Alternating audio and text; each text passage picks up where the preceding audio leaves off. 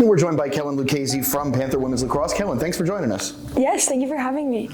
So what's your major at Florida Tech and why did you choose it? Is it something you've always wanted to do? I'm a computer engineer at Florida Tech, and it's not something that I've always wanted to do, but my sophomore year in high school, I got the opportunity to take a computer science class, and I found out that I'm actually a little interested also in the hardware along with coding, and so I kind of went right in the middle with computer engineering.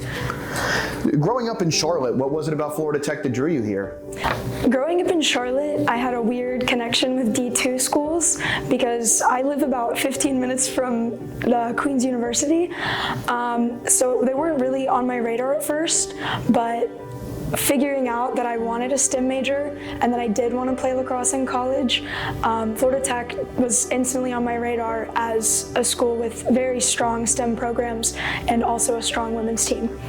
How do you plan to use your degree after graduation? So after graduation, I'm not really sure. I know I have enough time to figure out what I'm going to do because I'm only a sophomore this year, but I guess if I'd had to say a field, I'd want to at least be in the business of helping people. Yeah, and that's a good thing to hear. What are some of the exciting projects that you've worked on in your classes? At the end of last year and the beginning of this year, I had a lot of fun in my computer design lab.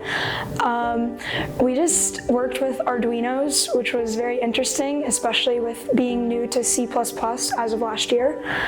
So it was really interesting to kind of figure out how that works and work with those.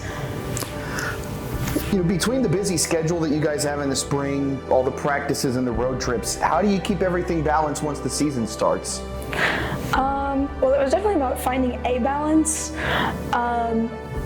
And sometimes I didn't have that, that's for sure. But it was really about writing down my schedule and figuring out what I had in a week. And I'm very lucky to have friends in my major that I was able to do a lot of my work with to keep me on track.